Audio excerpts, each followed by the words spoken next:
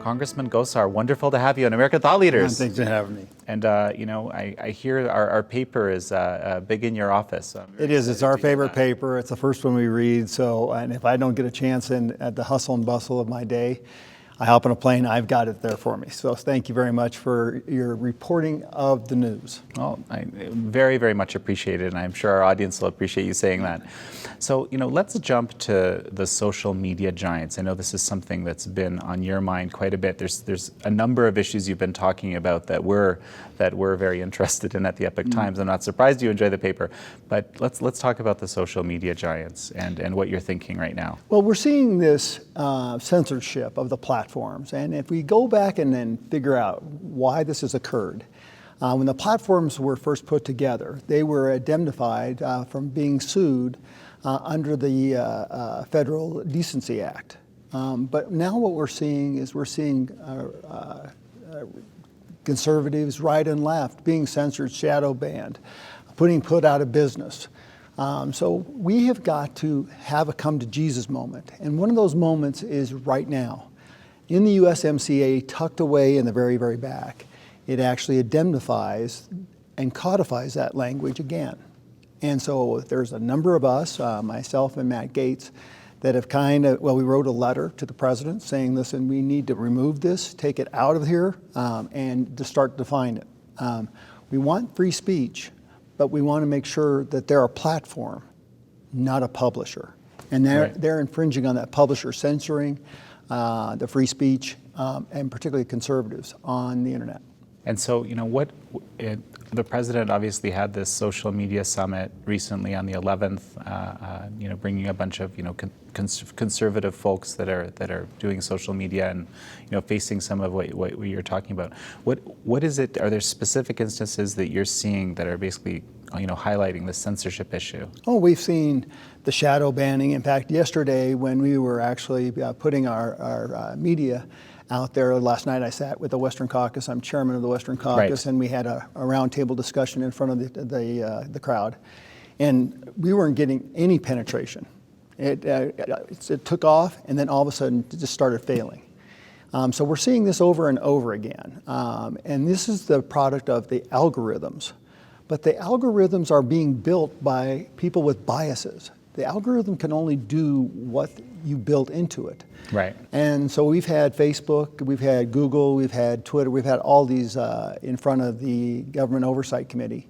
And this is a problem. This is a problem in which we've got to address and make sure that they're fair and equitable. The freedom of speech is particular for everybody. Okay, very, very interesting. One thing I haven't had a chance to talk about with a lot of folks, but I know it's something that you've been very vocal about, is about U.S. supplies of uranium. Yep. and its control. One of our kind of famous infographics was actually about the Uranium One scandal from a time ago. Tell me a little bit about, and I saw that this is something that you're kind of bringing to the fore again. Yes. And I wanted you to. I don't think most Americans are even aware of the realities around uranium in America. Why don't you give us an overview? Right. So what ends up happening? A core fundamental part of our baseload energy. And baseload energy is when the sun doesn't shine, the wind doesn't blow, you flip that switch and you have energy. That's oil and gas, that's coal, that is nuclear. And our nuclear is our cleanest mechanisms of providing huge amounts of energy. Right. And so that is dependent upon uranium supplies. Now, what's happened in the world has been that there's another group of materials called the rare earths.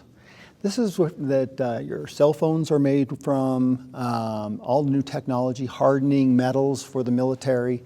All sorts of new technology is based off of these rare earths. And what has happened is China now controls over 90% of the market. They control the price. So they raise it so that everybody has to keep paying prices, and then when somebody wants to mine it, they flood the market, taking their legs out from them, and they usually go in and buy the mine. Okay. This is exactly what's happening with our uranium supplies. Oh, really? Okay, so what ends up happening is China and Russia has made no qualms about it. And if you remember Uranium One, where we gave over 20% away, where we shouldn't have, under the SIFI, and Ms. Clinton and Barack Obama, all these supplies of uranium are now more important. And in my state, we have these very concentrated, they're 6 times more concentrated than any other reserve of uranium. They're cylindrical, they're tubes. And it's the cleanest mining there is. And we're seeing the environmentalists attack these supply chains, quoting that we still get a number of our reserves from Canada, even though they've shut down one of their mines. It's been bought up, and Australia and China once again has been buying up those mines. So in order to have an all the above and dependable energy supply that's predicated and needs to have nuclear, you have to have uranium supplies. And this goes to show you that we're not thinking outside the box here, making sure we have dependable, self-sustained supplies from within. So, so basically, currently the U.S. uranium supply you feel is being threatened through this at the moment. Absolutely. We're too short-sighted. Yes, there's quite a bit of uranium around in the world, but the market's being cornered, and very cleverly by the Russians and in league with the Chinese. It was kind of like Nord Stream 1 and 2 when I talked to Germany. They're getting rid of their nuclear, getting rid of their coal. And my comment to their energy minister is, aren't you worried about having your baseload energy turned off? Right. And he was like, no. I said, well, such large dependence on Russia. That's exactly right. And it seems like every 30 to 40 years, the Europeans and the Russians get into a tiff. And that shows that you have the business control of a country. We're so blessed with energy from right to left and minerals left to right, east coast to west coast, north to south. It's one of the aspects that we can dictate the geopolitical arrangements within the world.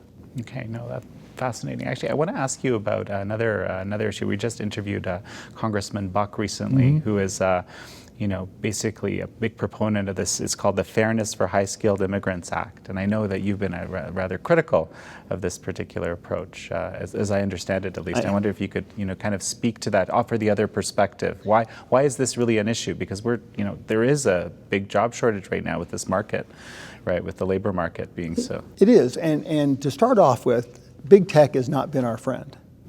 Particularly to conservatives. We talked about the platform. There's big tech trying to undermine conservatives. So what this basically does is there was an incentive program by the federal government under the Bush administration that actually incentivized businesses to take these workers that have high skills, and they gave them over 15% tax break for actually bringing them in. They're a temporary workforce. Okay. And there's a quota system that allows only so many workers to get green cards from certain companies. Well, India is one of those that is backed up big time. And so one of the justifications with this program was to take these people that were already temporarily here and move them forward. The problem with that is for the next 7 years, there'd be nothing but Indians from India getting those jobs. And what's worse in this bill is the EB-5 program would go almost exclusively to Chinese. That's not right. And we got to start watching out on this application. We should be able to bend and use that a little bit more differently. And if we're talking about immigration, we ought to be doing more things that are leveraging that type of prospect. Okay. Well, we got to wrap up in just a moment.